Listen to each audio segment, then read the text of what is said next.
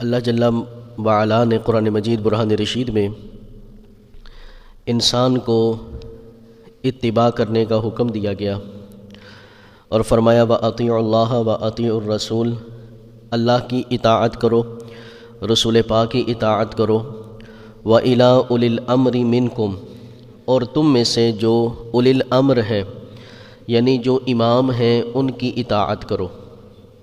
5ویں سپارے کے اندر اللہ جل وعلا نے ہمیں یہ حکم ارشاد فرمایا ہے۔ یاران محترم، برادران اہل سنت، ماہ شعبان المعظم، یہ خوبصورت گھڑیاں، اس خوبصورت مہینے میں تمام اماموں کے امام، ہم حنفیوں کی پہچان سراج الائمہ حضرت امام اعظم ابو حنیفہ رحمۃ اللہ تعالی علیہ، جن کی نسبت سے ہم اپنے آپ کو حنفی کہتے ہیں، آپ کا وصال با کمال شعبان المعظم کی 2 تاریخ کو ہوا۔ حضرت امام اعظم ابو حنیفہ رحمۃ اللہ تعالی علیہ 4 بڑے امام گزرے ہیں جو فقہ کے اعتبار سے جن کی فقہ دنیا میں رائج ہوئی، امام شافعی، امام مالک، امام احمد بن حنبل اور امام اعظم نعمان بن ثابت رضی اللہ تعالی عنہم۔ یہ 4 اماموں میں جو سب سے بڑے امام ہیں وہ امام اعظم ابو حنیفہ ہیں۔ اس کی وجہ یہ کہ امام اعظم ابو حنیفہ رحمۃ اللہ تعالی علیہ، ایک تو یہ کہ آپ کو وہ زمانہ ملا جو رسول پاک کے اصحاب کا زمانہ تھا۔ آپ 70 ہجری میں پیدا ہوئے۔ کربلا کا موقع کب تھا؟ 60 ہجری میں۔ امام حسین رضی اللہ تعالی عنہ کے وصال کے شہادت کے 10 سال بعد امام اعظم ابو حنیفہ پیدا ہوئے۔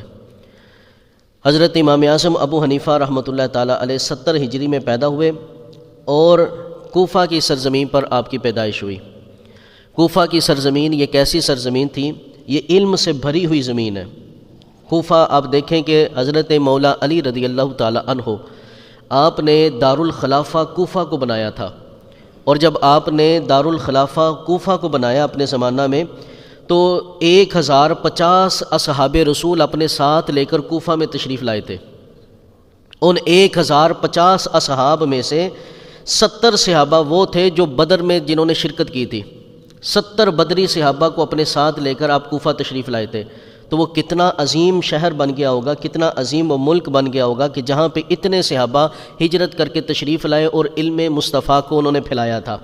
امام بخاری علیہ رحمہ امام اعظم کے 80 سال بعد دنیا میں تشریف لائے، 80 سال کا وقفہ ان کے درمیان۔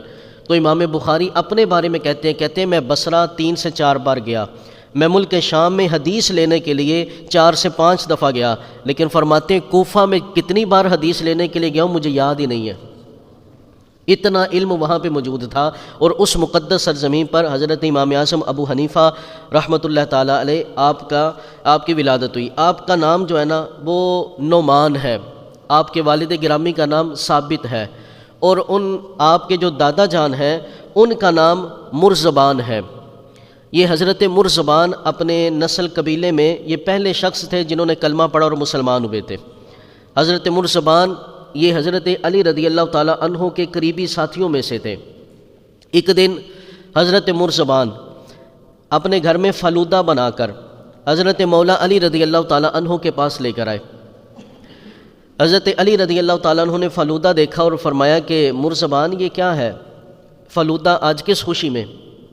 تو حضرت مرزبان کہنے لگے حضور ہمارے علاقے میں ایک تہوار منایا جاتا ہے اور آج کے دن ہم فلودہ بنا کر اپنے اعزاء کو دیتے ہیں، خوشی مناتے ہیں آج کے دن میں، اس دن کو 9 روز کہا جاتا ہے۔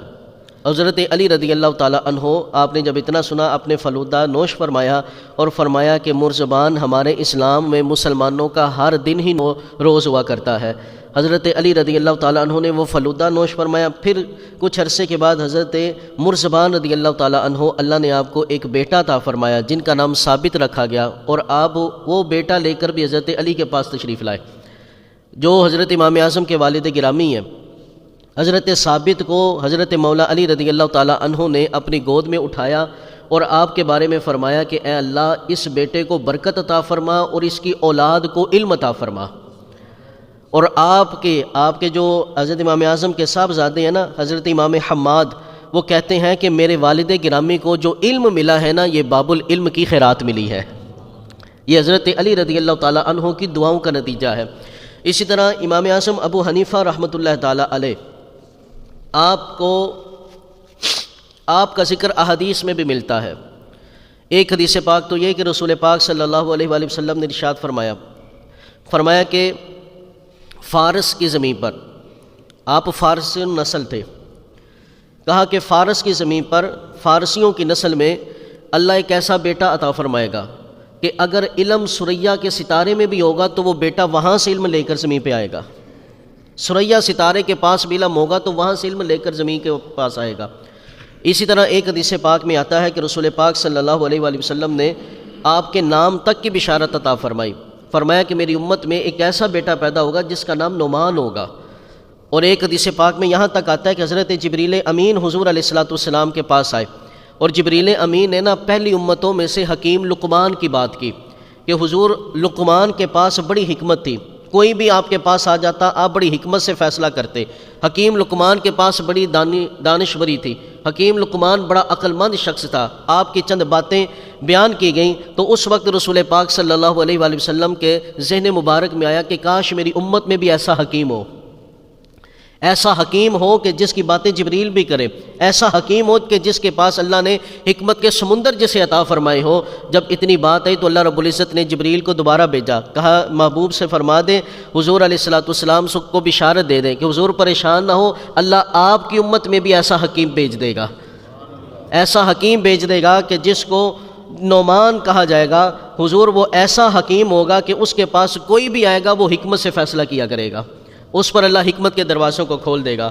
اور آپ وہ امام ہیں کہ جنہوں نے صحابہ کا زمانہ پایا، بعض روایات میں 11، بعض میں 14 اور بعض میں 18 صحابہ کرام علیہم رضوان کی آپ نے زیارت کی ہے، اور ان میں سے 7 صحابہ کرام ایسے ہیں کہ جن سے آپ نے روایت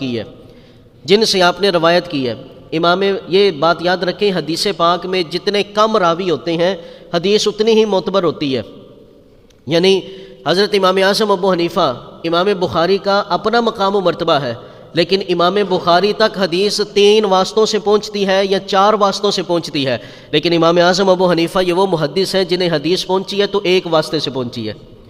آپ نے صحابی سے سنا اور صحابی نے مصطفیٰ سے سنا، آپ نے صحابی سے سنا، صحابی نے مصطفیٰ سے سنا، آپ نے اپنے استاد سے سنا، استاد نے صحابی سے سنا، صحابی نے مصطفیٰ سے سنا۔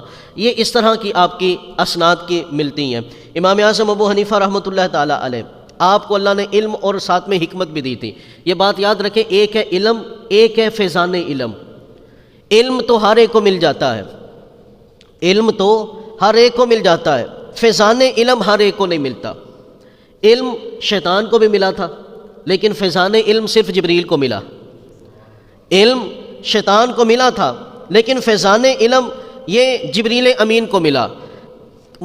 علماء نے لکھا ہے کہ علم جو ہے نا، علم یہ تو ہر کوئی حاصل کر سکتا ہے، لیکن فیضان علم صرف اسی کو حاصل ہوتا ہے جو نبیوں کی صحبت میں رہتا ہے، جو نبیوں کی قربت میں رہتا ہے۔ جبریل امین آدم کی قربت میں رہے تو اللہ نے آپ کو فیضان علم عطا فرمایا، شیطان آدم سے دور رہا تو اللہ نے بس اسے علم دیا تھا۔ اسی طرح امام اعظم ابو حنیفہ علیہ رحمہ، اللہ نے آپ کو علم بھی دیا تھا اور ساتھ میں فیضان علم بھی دیا تھا۔ تھوڑا سا بولو تو صحیح ذرا یار۔ چلو ایک اور بات بھی کر دیتا ہوں کہ ہمارے ہاں ہم سنی کہتے ہیں بھائی ہمارے علماء کے پاس نافع علم ہے، ڈنکے کی چوٹ پہ کہتے ہیں کہ ہمارے علماء کے پاس علم بھی ہے، فیضان علم بھی ہے، فیضان علم بھی ہے۔ اس کی وجہ کیوں ہے؟ کیا ہے بھائی؟ وجہ یہ ہے کہ ہمارے علماء رسول پاک کی قربت میں رہتے ہیں۔ بولو تھوڑی سی بات سمجھاؤ۔ ہمارے علماء حضور کی قربت میں رہتے ہیں۔ سارے مسلک چھان کے دیکھ لو، درود کون پڑھتا ہے؟ بولو صحیح ذرا، درود کون پڑھتا ہے؟ سب کہتے ہیں جناب ہم بھی پڑھتے ہیں، نماز میں پڑھتے ہیں۔ میں کہتا ہوں لیکن حدیث پاک میں کیا ہے؟ فرمایا جو سب سے زیادہ درود پڑھتا ہے وہ میرے سب سے زیادہ قریب ہے۔ زیادہ درود کون پڑھتا ہے؟ سنی پڑھتے ہیں، اس لیے سنیوں کے جو مولوی ہوتے ہیں، علماء ہوتے ہیں، رسول پاک کے زیادہ قریب ہوتے ہیں۔ اس لیے ہمیں علم بھی ملا ہے، اور علم کے ساتھ ساتھ اس سنیوں کے علماء کو اللہ نے فیضان علم بھی عطا فرمایا ہے، حکمت بھی عطا فرمائی۔ حضرت امام اعظم ابو حنیفہ علیہ رحمہ، کیسی حکمت آپ کے پاس! ایک دفعہ نا ایک مسئلہ آپ کے پاس آ گیا، وہ مسئلہ یہ کہ آپ کے زمانے میں نا حضرت سفیان ثوری، آپ بھی تابعی بزرگ ہیں، اور تقریباً آپ بزرگی کی حالت میں تھے جب امام اعظم ابو حنیفہ جوانی کے عالم میں تھے۔ ایک شخص پہلے امام سفیان ثوری کے پاس پہنچے اور مسئلہ پوچھا کہ حضرت میاں بیوی کے درمیان جھگڑا ہو گیا، شوہر نے کہا کہ میں تجھ سے بات نہیں کروں گا، بیوی نے کہا کہ جا اگر تو بات نہیں کرتا تو میں بھی بات نہیں کرتی، لہٰذا دونوں نے قسمیں کھا لی کہ اب گفتگو آپس میں نہیں کریں گے۔ اب مسئلہ کیا بنے گا؟ حضرت سفیان ثوری آپ نے فرمایا اب بات یہ ہے کہ اگر بات کرنا چاہتے ہو تو قسم کا کفارہ دے دو، تو پھر آپس میں گفتگو کرنا شروع کر دو، قسم تو تم دونوں نے کھا لی ہے۔ اب یہ ہمارے ہاں یہ مسئلہ ہوتا ہے کہ جناب اگر کسی بندے کو کسی کا مسئلہ پسند نہ آئے تو ہم دوسروں کے پاس چلے پڑتے ہیں کہ جناب چلو دوسرے مولوی کو چلیے، ساڑھے مطلب دا مسئلہ دسنا چاہیے۔ اللہ اکبر کبیرہ۔ حضرت امام اعظم ابو حنیفہ کے پاس یہ دونوں آپ پہنچے، کہنے لگے حضور بات یہ ہے کہ اس طرح قسم کھا لی ہے، شوہر نے کہا کہ میں تجھ سے بات نہیں کروں گا، آگے بیوی نے بھی قسم کھا لی ہے کہ میں جا تو بات نہیں کرتا تو میں بھی تجھ سے بات نہیں کرتی۔ امام صاحب کہنے لگے جاؤ جا کر باتیں کرو، کوئی قسم نہیں، کفارہ نہیں ہوگا، کوئی کفارہ نہیں ہوگا اس کے اوپر، جاؤ آپس میں باتیں کرو جا کر۔ یہ بات اب ہمارے ہاں سارے ہم لوگ کیا کہتے ہیں کہ یار مولوی ایک سٹیج پہ اکٹھے ہونے چاہیے، مولوی سارے ایک ہونے چاہیے، لیکن ہم آپس میں ہی ان کو لڑانا چاہتے ہیں، علماء کو ہم ہی آپس میں ایک دوسرے کے ساتھ خلاف باتیں کرتے ہیں۔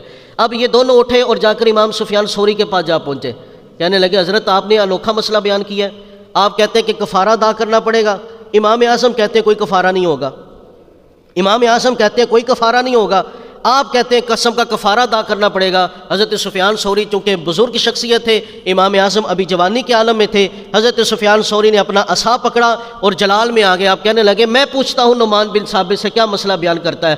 آپ جناب بزرگی کے عالم میں چلتے ہوئے، لیکن اس وقت کے علماء کیسی دور اندیشی ان کے اندر ہوتی تھی۔ انما یخشی اللہ من عبادہ العلماء، فرمایا اللہ سے جو ڈرنے والی قوم ہے وہ صرف علماء کی ہستیاں ہیں۔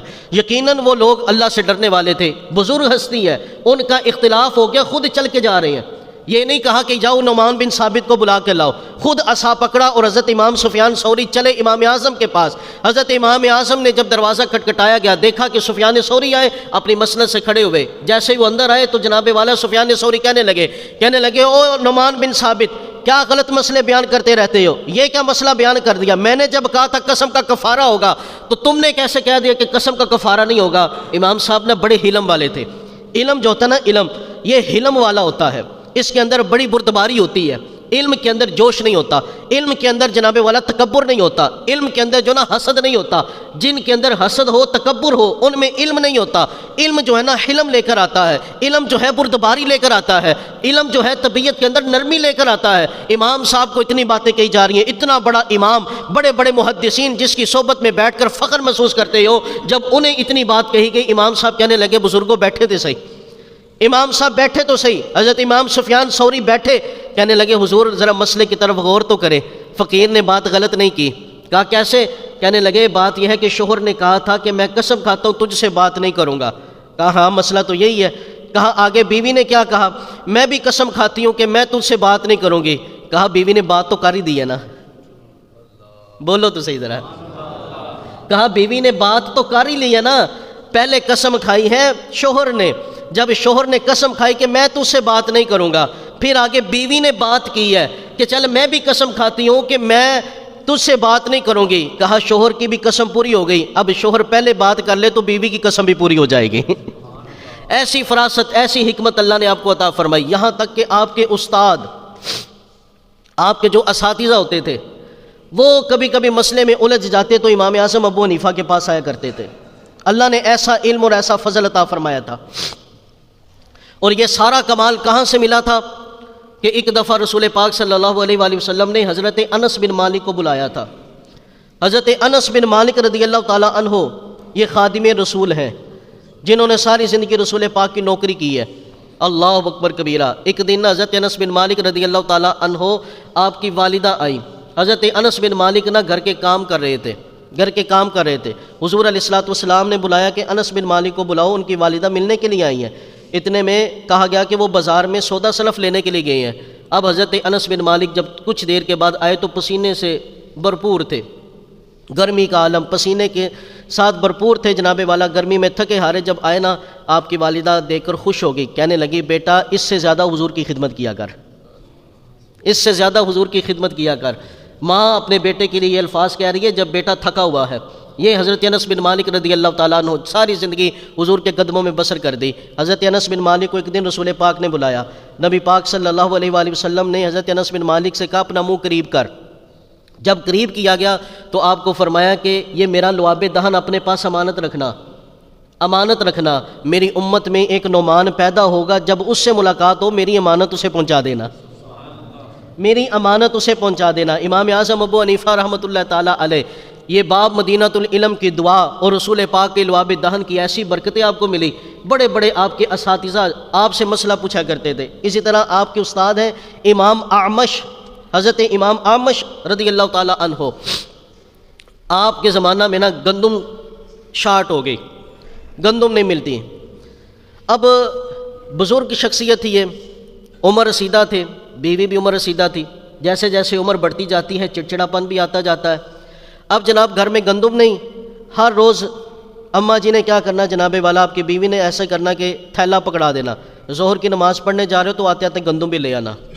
اب وقت کا امام ہے، کہیں لائن پہ لگے ہوئے ہیں گندم خریدنے کے لیے، اور کبھی جناب والا مسئلہ کوئی پوچھنے آیا تو اسے کہتے ہیں یار میں تو گندم لینے جا رہا ہوں، کتنا علم کا حرج ہونے لگا۔ تو امام اعمش رضی اللہ تعالیٰ عنہ ایک دن نہ جلال میں آ گئے، آپ جلال میں آ گئے، آپ فرمانے آپ کی آپس میں نہ دونوں کی میاں بیوی کی آپس میں بات چیت ہوئی نا، تو آپ نے بھی یہ کہا، آپ نے کہا کہ جا میں تیرے سے بات ہی نہیں کرتا، غصے میں یہ بات کہہ دی۔ بیوی تھی، بیوی بھی پھر بیوی ہوتی ہے، یہ یاد رکھنا کہ اب یہ نہ سمجھ بیٹھنا کہ جناب والا امام بھی لڑتے تھے، یاد رکھنا کہ میاں بیوی کی جو لڑائی ہوتی ہے نا، اس کے بعد جو صلح ہوتی ہے نا، اس میں برکت ہی بڑی ہوتی ہے، اس میں برکت ہی بڑی ہوتی ہے۔ آپ نے دودھ دیکھا نا، دودھ دیکھا ہے جب یہ ابالا جاتا ہے، اگر یہ ہنڈیا سے باہر گر جائے نا، ہنڈیا سے باہر گر جائے تو یہ ضائع ہو جاتا ہے، اگر ابل کے دوبارہ اپنی جگہ پہ آ جائے تو اس میں لذت پیدا ہو جاتی ہے، لذت پیدا ہو جاتی ہے، اور پھر کیا ہوتا ہے کہ اس گرمائش سے ملائی پیدا ہو جاتی ہے، اتنی اس میں لذت آ جاتی ہے۔ اسی طرح میاں بیوی کا بھی رشتہ ہے، اگر یہ لڑ کے لڑائی پہ ثابت رہیں، لڑائی پر مضبوط ہو جائیں، غصے کے اندر باقی رہ جائیں، پھر یہ ضائع ہو جاتے ہیں، پھر یہ ضائع ہو جاتے ہیں۔ لیکن اگر لڑائی کے بعد صلح کر لیں تو دودھ سے زیادہ ان کی زندگی میں اللہ لذتیں پیدا فرما دیتا ہے۔ اب حضرت امام اعمش آپ نے بھی جناب اپنی بیوی سے کہہ دیا کہ جا میں تیرے سے بات نہیں کرتا۔ بیوی بھی پھر بیوی ہوتی ہے نا جناب، وہ خاوند کے سامنے نہ بولے تو کس کے سامنے بولے گی، وہ خاوند سے جھگڑا نہ کرے گی تو کس کے سامنے جھگڑا کرے گی یار۔ اللہ اکبر کبیرہ، تھوڑا تھوڑا سن لیا کریں گھر والیوں کی بھی۔ حضرت امام اعمش آپ کی بیوی بھی کہنے لگی کہ جناب اگر آپ بات نہیں نہ کرتے تو میں بھی تیرے سے بات نہیں کرتی۔ مرد تو پھر مرد ہی ہوتا ہے نا، مرد تو پھر مرد ہی ہوتا ہے۔ امام اعمش کہنے لگے چل تجھے بھی سیدھا کر دیتا ہوں، اگر صبح صادق سے پہلے اگر تو نے میرے سے بات نہ کی تو تجھے 3 طلاقیں ہیں، اگر صبح فجر سے پہلے صبح صادق سے پہلے تو نے میرے سے بات نہ کی تو تجھے 3 طلاقیں ہیں۔ اب بڑی بھی وہ بھی جناب والا پورے جوبن میں، امام اعمش بھی، جب غصہ کم ہوا نا تو اب دونوں سوچنے لگے کریں تو کریں کیا۔ بڑی بھی وہ کہنے لگی میں تو بات نہیں کرتی، امام اعمش کہنے لگے کہ جناب اب بنے گا تو بنے گا کیا، اگر صبح صادق سے پہلے بڑی بی نے میرے سے بات نہ کی، میری بیوی نے مجھ سے بات نہ کی تو یہ تو طلاق ہو جائے گی، اور اس عمر کے اندر ہم کہاں دھکے کھاتے رہیں گے۔ اب پریشانی کے عالم میں عصا ٹکاتے نعمان بن ثابت امام اعظم کے پاس آ پہنچے۔ امام اعمش آ کر کہنے لگے حضرت بیٹا بات یہ ہے کہ ایک مسئلہ آ گیا، الجھ گیا ہوں، تھوڑا سا حل ہی کر دو۔ کہا حضور ارشاد فرمائے، سارا مسئلہ بیان کیا کہ ہمارے گھر میں تو آج ایسے ہوا۔ آپ نے کہنے لگے استاد جی جائیں اپنے گھر میں آرام کریں، آپ کی کوئی طلاق نہیں ہوگی، آپ کی کوئی طلاق نہیں ہوگی، آپ جا کے آرام کریں۔ اب اتنا کہہ دیا، فخر ہوتا ہے استاد کو اپنے بعض شاگردوں پہ، اتنے ہی سن کے اطمینان تو مل گیا، لیکن گھر میں گئے تو کبھی ادھر کروٹ لیں تو کبھی ادھر کروٹ لیں، کبھی ادھر کروٹ لیں کبھی ادھر کروٹ لیں، ہوگا تو ہوگا کیا۔ اب جب صبح کا وقت قریب ہوا نا، امام صاحب نے اپنے شاگرد کو بلایا، ابھی فجر کی اذان کا وقت نہیں ہوا تھا، آپ نے فجر کی اذان صبح صادق سے پہلے اپنے شاگرد سے کہا جاؤ میرے استاد امام اعمش کے دروازے پہ کھڑے ہو کر نا اذان کہہ کر آؤ۔ ابھی صبح صادق کا وقت نہیں ہوا تھا، فجر کی اذان سے پہلے میرے استاد کے دروازے پہ کھڑے ہو کر اس اذان کہہ کر آؤ۔ جیسے ہی آپ کے شاگرد نے اذان پڑھی نا، آپ کی بیوی امام اعمش کی بیوی اپنے کمرے سے نکلی، کہنے لگی میں تو اپنے پیکے جا رہی ہوں، صبح صادق کا وقت ہو گیا تو لہٰذا اب تو میں اپنے پیکے جا رہی ہوں۔ امام اعمش کہنے لگے چپ کر کے سامان اندر باندھ لے، ابھی صبح صادق کا وقت نہیں ہوا اور تو نے مجھ سے بات کر لی ہے۔ ابھی صبح شادی کا وقت نہیں ہوا لیکن تو نے مجھ سے بات کر لی ہے۔ یہ ذہانت امام اعظم ابو حنیفہ کو اللہ نے عطا فرمائی ہے کہ اللہ اکبر کبیرہ، آج ہمارے دروازے پر اذان بھی کہی گئی ہے اور ہمارا گھر بھی بچا لیا گیا ہے۔ تو یہ اللہ نے آپ کو علم و حکمت عطا فرمائے۔ اسی طرح آپ کے زمانہ میں حضرت امام اعظم ابو حنیفہ علیہ رحمہ، آپ کا علم، آپ کی حکمت، آپ کا فضل بہت زیادہ عام تھا۔ بڑے بڑے بادشاہ چاہتے تھے کہ امام صاحب ہمارے ساتھ چلے، امام صاحب ہمارے ساتھ چلے۔ آج جیسا کہ ہمارے ہاں بھی زمانہ کے اندر ایسا ہوتا ہے جناب، حکمران اپنے علماء کو کچھ نہیں سمجھتے، نہ مساجد کے ساتھ، نہ مدارس کے ساتھ، نہ مدارس کے بچوں کے ساتھ کوئی ان کا تعلق نہیں ہوتا، لیکن اپنی سیٹوں کو برقرار رکھنے کے لیے آستانوں پہ سارے حاضری دیتے ہیں۔ اسی طرح اس وقت کے بادشاہ کا بھی یہی ذہن تھا کہ جناب امام اعظم ابو حنیفہ کی بات سارے مانتے ہیں۔ امام صاحب کو اپنے ساتھ ملانے کے لیے بادشاہ بڑی بڑی کوششیں کیا کرتے تھے، آپ کو وزیر بنانے کے لیے جناب والا آفر کی جاتی تھی۔ امام صاحب لیکن کہتے تھے میں نہیں یہ کرتا۔ یہ آج ایک بات کرنا چاہتا ہوں جناب، اس کو دوسری طرف نہ لے کے جائیے گا، لیکن اصلاحی پہلو کی طرف بات کر رہا ہوں کہ یہ بات یاد رکھیں جو کہتے ہیں نا کہ ہم سسٹم میں آ کے سسٹم کو ٹھیک کرنا چاہتے ہیں۔ آج جو سیاست میں آ کر کہتے ہیں کہ جناب ہم سسٹم میں آ کر سسٹم کو ٹھیک کرنا چاہتے ہیں، یہ بات یاد رکھنا اشاہ امام احمد نورانی کی زندگی ہمارے سامنے ہے۔ سسٹم میں آ کر کوئی بھی سسٹم کو ٹھیک نہیں کر سکتا، سسٹم میں رہنے کے لیے سسٹم کا حصہ بننا پڑتا ہے، اور سسٹم کا حصہ بننے کے لیے کرپشن کرنی پڑتی ہے، تو پھر سسٹم ٹھیک کیسے ہوگا؟ امام اعظم ابو حنیفہ سے بھی کہا جاتا تھا حضرت آپ کہتے ہیں ظلم کرتا ہے بادشاہ، آپ بھی پھر سسٹم میں چلے جائیں، آپ بھی پھر بادشاہ کے وزیر بن جائیں۔ امام صاحب کہتے ہیں میں کبھی یہ وزارت حاصل نہیں کروں گا، کیونکہ میں ظالم کے ساتھ نہیں چلنا چاہتا، میں ظالم کے ساتھ کھڑا نہیں ہونا چاہتا، ظالم کے ساتھ بیٹھنا نہیں چاہتا۔ ایک دفعہ نا بادشاہ نے آپ کو بلایا، اب مولویوں کے پاس جناب کتنے پیسے ہوتے ہیں اور اخراجات ان کے کتنے ہوتے ہیں سب کو پتہ ہے، بادشاہ کو بھی پتہ تھا۔ امام اعظم ابو حنیفہ علیہ رحمہ کو بلایا تو 1000 اشرفی، اس دور میں جو آج کے حساب سے بھی کروڑوں روپے بنتے ہیں، اشرفی 1000 اشرفیوں کا تھیلا دیا، اور اس کے اوپر نا جیسے آج ہماری کرنسی پہ نمبرنگ ہوتی ہے نا، ان اشرفیوں پہ بھی نمبرنگ ہوتی تھی۔ بادشاہ نے کیا کیا، 1000 اشرفی امام اعظم ابو حنیفہ کو دے دی، اور اس کے بعد اس کی نمبرنگ کو نوٹ کر لیا۔ امام اعظم ابو حنیفہ کو کہا جی حضور یہ بادشاہ کی طرف سے تحفہ ہے۔ کچھ دن کے بعد امام صاحب کو پیغام بھیجا، امام صاحب کو پیغام بھیجا کہ حضور وزارت کا عہدہ قبول کرے۔ امام صاحب کہنے لگے میں قبول نہیں کرتا۔ بادشاہ نے اپنے نوکر چاکر بازار میں چھوڑے ہوئے تھے، اگر اس نمبر کی اشرفی کو استعمال کرے تو بتا دینا، لیکن عرصہ گزر گیا، اس نمبر کی اشرفی بازار میں آئی کیوں کوئی نہیں۔ اتنے میں بادشاہ نے سوچا امام اعظم دوسرے شہروں میں، دوسرے ملکوں میں بھی تجارت کے لیے جاتے ہیں، وہاں پہ پیسہ صرف کیا ہوگا۔ کچھ دن کے بعد امام صاحب کو بلایا، کہا حضور وزیر بن جائے۔ آپ کہنے لگے میں وزیر نہیں بنتا۔ بادشاہ کہنے لگا پھر 1000 اشرفی نکالو، 1000 اشرفی نکالو۔ اب پتہ ہے جناب ایک مولوی ہو اور مدرسے میں پڑھتا اور پڑھاتا ہو، 1000 اشرفی اسے دی ہو، اس کے گھر کے اخراجات بھی ہوں، اب سب کو پتہ جناب اس نے خرچ تو کرنی ہے۔ اب 1000 اشرفی کہاں سے جمع کر کے دیں؟ لیکن امام اعظم ابو حنیفہ جہاں پہ علم کے امام تھے، جہاں پہ حکمت کے امام تھے، جہاں پہ فضل کے امام تھے، جہاں پہ جناب والا حدیث پڑھانے کے امام تھے، محدثین کے امام تھے، فقہا کے امام تھے، وہیں پہ آپ متقین کے بھی امام تھے، متقین کے بھی امام تھے۔ آپ نے فوراً اپنے جبے کے سائڈ سے وہ تھیلی نکالی اور کہا حضرت تھیلی بھی پہچان لیں، اپنے سکے بھی پہچان لیں، میں نے اس میں سے 1 اشرفی بھی استعمال نہیں کی، 1 اشرفی بھی استعمال نہیں کی۔ اسی طرح ایک دن حضرت امام اعظم ابو حنیفہ علیہ رحمہ آپ کو بادشاہ نے طلب کیا۔ بادشاہ کہنے لگا حضور قاضی القضات بن جائیں، چیف جسٹس بن جائیں، چیف جسٹس بن جائیں۔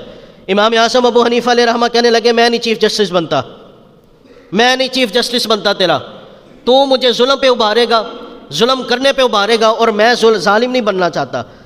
جب بار بار کہا نا تو بادشاہ کے کان میں کسی نے کہہ دیا کہ اگر امام اعظم کو جناب والا اپنے ہاتھ میں لینا ہے نا تو پھر سوچ سمجھ کے گفتگو کرنا۔ بادشاہ نے 300 علماء کو بلا لیا، 300 علماء کو بلا لیا، ادھر سے امام اعظم کو بھی بلا لیا۔ امام اعظم ابو حنیفہ سے کہا کہ چیف جسٹس بن جاؤ۔ امام اعظم ابو حنیفہ کہنے لگے میں اس بات کا اہل ہی نہیں ہوں، اس جگہ کا اہل ہی نہیں ہوں۔ جب اتنا کہا نا تو بادشاہ کے سامنے بار بار تکرار کی گئی، بادشاہ بار بار کہتا ہے، آپ بار بار تکرار کرنے لگے کہ میں اہل ہی نہیں ہوں، اہل ہی نہیں ہوں۔ مطلب یہ نہیں تھا کہ فیصلہ کرنے کا اہل نہیں ہوں، مطلب یہ تھا کہ میں تیرے ظلم میں ساتھ دینے کا اہل نہیں ہوں، یہ کام کروانا کسی اور سے کرواؤ۔ امام اعظم ابو حنیفہ علیہ رحمہ جب آپ نے کہا نا بار بار میں اہل نہیں، تو امام اعظم ابو حنیفہ کو بادشاہ نہ غصے میں آ کر کہنے لگا او جھوٹے، ماشاء اللہ. کہنے لگا جھوٹ بولتے ہو میرے ساتھ اس بات کے یہاں اتنے بڑے امام ہو. امام صاحب کہنے لگے حضرت اب یہاں پہ ذرا رک کے میری بات تو سن لیں. جو جھوٹا ہو نا وہ چیف جسٹس نہیں ہو سکتا. بولو صحیح تھوڑا سا. جی یہاں پہ تو صادق امین کا نام ہی ماشاء اللہ جھوٹا رکھ دیا گیا ہے. کہا جو جھوٹ بولے وہ چیف جسٹس نہیں ہو سکتا. اگر میں جھوٹا نہیں تو پھر آپ جھوٹے نکلے, اور جو جھوٹا ہو وہ امیر المؤمنین نہیں ہو سکتا. اب اپنی کرسی بچائیں یا مجھے کرسی دیں. بادشاہ کہنے لگا حضور ہاتھ میرے سامنے, حضور آپ اپنی مسند پہ تشریف لے جائیں. اللہ نے ایسی ذہانت آپ کو عطا فرمائی تھی, ایسی ذہانت عطا فرمائی. آج نا بڑے بڑے لوگ کہتے ہیں جناب امام اعظم ابو حنیفہ, امام اعظم ابو حنیفہ. یہ سنی کیوں ان کے مقلد ہیں, کیوں تقلید کرتے ہیں؟ امام اعظم ابو حنیفہ علیہ رحمہ, کیسے خوبصورت آپ کا مسلک, کیسا خوبصورت آپ کا انداز. آج نا کوئی بندہ یہاں پہ ہاتھ باندھ رہا ہے, کوئی بندہ تکبیر تحریمہ کہتے ہوئے کندھوں کے پاس ایسے اپنے ہاتھوں کو کرتا ہے, اور کوئی جو ہے اپنے کانوں کی لو تک اٹھا رہا ہے, کوئی ایسا جناب اپنی انگلیوں کو کانوں پہ لگا رہا ہے. یہ 3 طریقے بیان کیے جاتے ہیں. امام اعظم ابو حنیفہ علیہ رحمہ کا مسلک دیکھو کتنا خوبصورت ہے. آپ نے فرمایا اپنے انگوٹھے کو نا کانوں کی لو تک لگایا کرو. کہا حضرت یہ کیا؟ آپ نے فرمایا جو ایسے تکبیر تحریمہ کہے گا تینوں حدیثوں پہ ایک وقت میں عمل ہو جائے گا. کہا وہ کیسے؟ کہا جب کانوں کی لو تک ایسے انگوٹھا لگاؤ گے نا تو ہاتھ کانوں کی لو تک پہنچ جائیں گے. اس حدیث پہ عمل ہو گیا. کہا جو کانوں تک حدیث ملتی ہے انگلیاں کانوں کے برابر ہو جائیں گی. کہا جب ایسے تکبیر تحریمہ کہو گے نا یہ ہتھیلیاں ان کی جو پشت ہے یہ کندھوں کے برابر ہو جائیں گی. تینوں حدیثوں پہ ایک وقت میں عمل ہو جائے گا. یہ امام اعظم ابو حنیفہ علیہ رحمہ کا مسلک ہے. آج یہاں پر ایک اور بات بھی کرتا جاؤں کہ ہمارے ہاں کچھ لوگوں کو مسئلہ ہوتا ہے, وہ کہتے ہیں جناب تقلید شرک ہے. میں کہتا ہوں یار آپ کا مسلک مان لیتے ہیں, آپ کہتے ہیں جی تقلید شرک ہے, پھر کس نام سے امام بخاری کا نام لیتے ہیں؟ امام بخاری بھی مقلد تھے. کہتے ہیں جناب یہ کیسا دوہرا معیار ہے یار, ذرا سوچے تو صحیح. آج ہم فرقہ واریت میں کس حد تک جا رہے ہیں. آج امام محمد رضا خان اگر تقلید کرے تو وہ مشرک. اگر آج جناب والا حضور غوث پاک کے ماننے والے تقلید کریں اپنے آپ کو حنفی کہیں تو وہ ماشاء اللہ مشرک. لیکن امام بخاری بھی مقلد ہیں, وہ مشرک کیوں نہیں؟ امام مسلم بھی مقلد ہیں, وہ مشرک کیوں نہیں؟ امام ترمذی بھی مقلد ہیں, امام کی تقلید کرنے والے ہیں, پھر وہ کیوں نہیں؟ اور لوگ کہتے ہیں جناب ہم سلفی ہیں. میں فرقہ واریت میں نہیں جاتا, لیکن میں کہتا ہوں سلفی کا مطلب وہ ہوتا ہے جو اپنے بزرگوں کے نقش قدم پہ ہو, بزرگوں کے نقش قدم پہ ہو. اور ہمارا مسلک کتنا سونا ہے اور کتنا پرانا ہے. حضور داتا صاحب کہتے ہیں امام اعظم ابو حنیفہ تو میرے بھی امام ہیں. بولو ذرا اونچی بات سے, اور اونچا بولو ذرا. داتا صاحب 1000 سال پہلے دنیا میں تشریف لائے تھے, 1000 سال پہلے. اللہ اکبر کبیرہ. آپ کہتے ہیں میں بھی جس کی تقلید کرتا ہوں نا وہ امام اعظم ابو حنیفہ ہے. ہمارا عمل تو 1000 سال پہلے جا کے ملتا ہے. آج لوگ کہتے ہیں جی ہم غیر مقلد ہیں, ہم غیر مقلد ہیں. بھائی اختلاف کی بات نہیں, اصلاح کی بات کرتا ہوں. بھائی میں آپ کو کہتا ہوں جی آپ غیر مقلد ہیں, رہیں غیر مقلد, لیکن مجھے یہ بتائیں حدیث غیر مقلد بنے, غیر مقلد بننا ہے تو صحیح غیر مقلد بنے. آج اگر غیر مقلدین سے مسئلہ پوچھا جائے نا وہ کیا کہتے ہیں؟ ہمارے مولوی یہ کہتے ہیں. بھائی اپنے مولویوں کے کہنے پہ تم چل سکتے ہو, لیکن جو آج سے 1400 سال پہلے امام اعظم ابو حنیفہ ہے اس کے طریقے پہ نہیں چل سکتے. تمہیں آج کے مولوی قبول ہیں, ہمیں صحابہ کرام علیہم رضوان اور ان کے شاگرد قبول ہیں. جناب والا یہ حضرت مفتی احمد یار خان نعیمی علیہ رحمہ کہنے لگے میرے پاس ایک ایسا بندہ آ گیا جو کہنے لگا حضور میں غیر مقلد ہوں, میں کسی کی تقلید نہیں کرتا. آپ فرمانے لگے اچھا تقلید نہیں کرتا, مجھے بتا. حدیث پاک کے اندر آتا ہے رسول پاک صلی اللہ علیہ وسلم نے جناب والا ہاتھ باندھ کے نماز پڑھی, اور حدیث پاک میں صحاح ستہ میں حدیث ہے حضور نے ہاتھ چھوڑ کے نماز پڑھی. بتا کس پہ عمل کرے گا؟ غیر مقلد ہے نا, حدیث پہ عمل کرنا ہے, بتا پھر کس پہ عمل کرے گا؟ ہاتھ باندھ کے پڑھے گا یا ہاتھ چھوڑ کر پڑھے گا؟ نہیں ہمارے مولوی تو کہتے ہیں ہاتھ ادھر رکھ کے پڑھی جائے گی. کہا پھر دوسری حدیث کو کیوں نہیں مانتے؟ تقلید کا یہی تو فائدہ ہے. رسول پاک صلی اللہ علیہ وسلم نے ایک وقت میں ایک عمل کیا, اس کے بعد پھر اس کو چھوڑ دیا تو دوسرا عمل کیا. جو امام مقلد ہوتے ہیں نا, مجتہد ہوتے ہیں, انہیں پتہ ہوتا ہے حدیث پاک کی کس سٹیٹس کی حدیث ہے اور اس کے مقابلے میں کون سی دوسری حدیث ہے کہ جس پر عمل کیا جائے گا. یہ سارے علوم جاننے والے کو مجتہد کہتے ہیں. اگر اتنا سارا علم آپ کے پاس ہے تو یقیناً آپ مجتہد ہیں, آپ آگے تقلید کر سکتے ہیں. لیکن جس بندے کو حدیث صحیح کا بھی نہ پتہ ہو, جو بندہ کہے جناب بس امام بخاری نے جو لکھ دیا وہی لکھ دیا. امام بخاری نے تو جناب والا 7000 حدیثیں لکھی ہیں. 7000 حدیثوں میں بھی 3500 حدیثیں وہ ہیں جو مقررات ہیں. اگر چھانٹی کی جائے نا تو تقریباً 3500 حدیثیں بنتی ہیں امام بخاری کی کتاب میں جو امام بخاری نے ذکر کی ہیں، اور امام بخاری کہتے ہیں مجھے تو 6 لاکھ حدیث یاد ہے، 6 لاکھ حدیث یاد ہے، 3500 حدیثیں لکھی ہیں اس کے اندر، بقیہ حدیثیں کہاں جائیں گی؟ کیا تم سرکار کے بس اتنے فرامین کو مانو گے؟ امام احمد بن حنبل کہتے ہیں مجھے 10 لاکھ حدیث یاد ہے، 10 لاکھ حدیث یاد ہے، تو امام بخاری نے تو بس 3500 لکھی ہیں، بقیہ حدیثیں حضور کی نہیں مانو گے؟ اہل سنت کا موقف دیکھو کیسا خوبصورت ہے، ہم کہتے ہیں امام بخاری نے لکھی ہو یا امام ترمذی نے لکھی ہو، صحاح ستہ کے اندر ہو یا مسند امام احمد بن حنبل کے اندر ہو، وہ مجدد الفسانی کی کتابوں میں ہو یا ابن کثیر کی کتابوں میں ہو، قرآن اور حدیث میں جہاں بھی سرکار کا فرمان ملے گا ہر سنی اسے قبول کرے گا، ہر سنی اسے قبول کرے گا، سرکار کا فرمان ہونا چاہیے، ہم اسے قبول کرتے ہیں، ہم اسے قبول کرتے ہیں۔ ہم یہ نہیں کہتے کہ سرکار کی شان اگر تفسیر ابن کثیر میں ہے تو آگے ہم یہ کہتے ہو نہیں بخاری میں دکھاؤ، ہمارا یہ مذہب نہیں ہے، ہمارا مذہب یہ ہے ہر سرکار کی شان وہ جو قرآن میں موجود ہے اور رسول پاک کے فرمان میں موجود ہے۔ اللہ ہم سب کو عمل کی توفیق عطا فرمائے۔